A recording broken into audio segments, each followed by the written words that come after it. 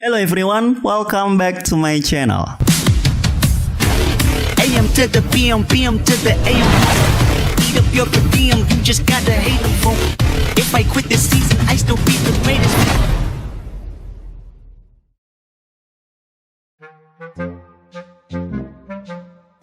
Bonk.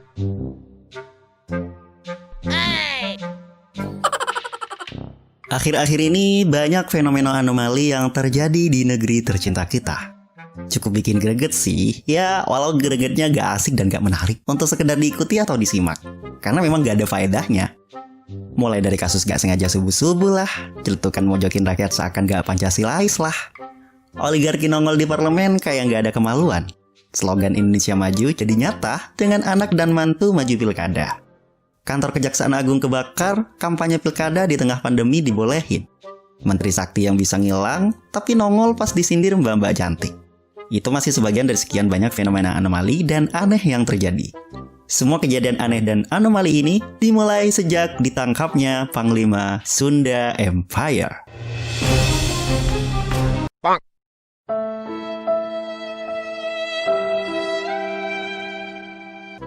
Sekarang yang bikin ulah giliran wakil rakyat yang sama sekali gak mewakili suara rakyat. Gak kapok pak di demo sama anak STM. Ya, untuk Bapak DPR.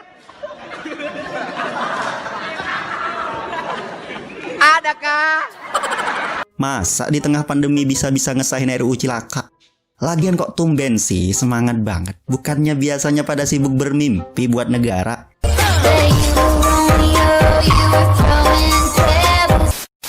Gitu ya, kalau kepentingan bisnis dan investasi asing kalian semangat. Saking semangatnya sampai rapat maraton.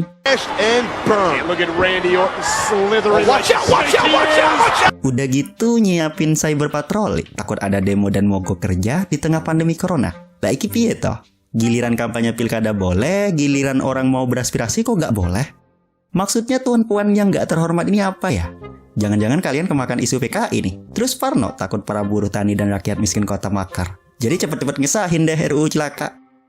Gua jadi curiga ya, jangan-jangan RUU HIP juga mau disahkan. Jadi serasa hidup di korup deh kalau kayak gini. Ya daripada berimajinasi dan merasa hidup di negara lain, kan mending pindah beneran ya.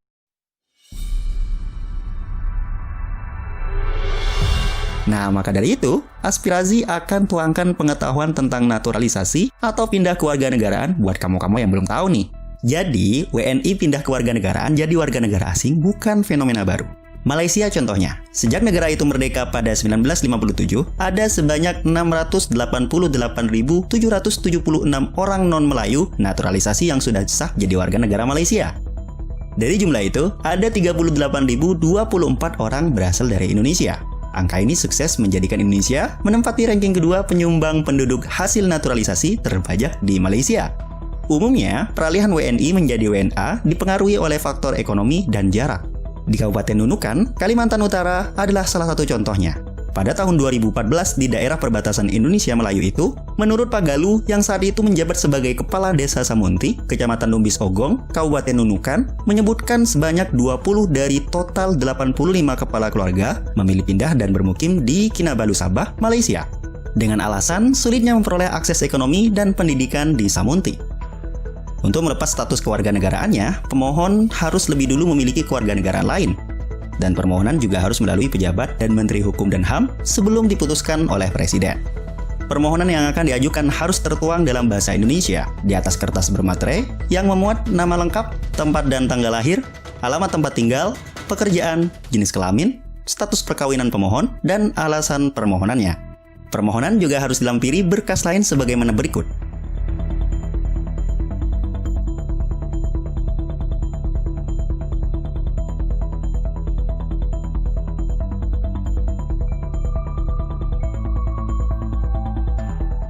Selanjutnya, semua berkas permohonan beserta lampirannya harus diserahkan pada Perwakilan Republik Indonesia yang wilayah kerjanya berada di daerah pemohon untuk diperiksa kelengkapannya.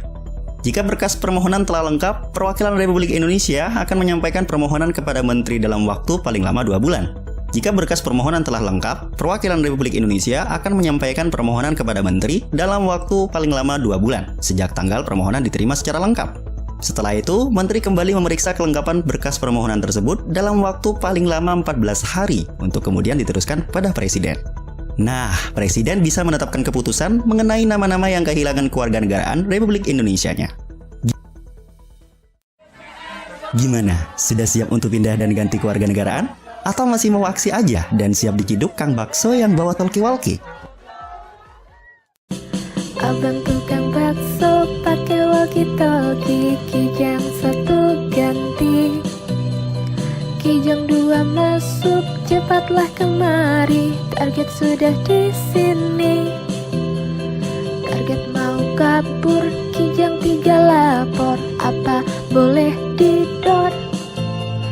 Kalau diizinin langsung saya dorin, tapi tolong jagain.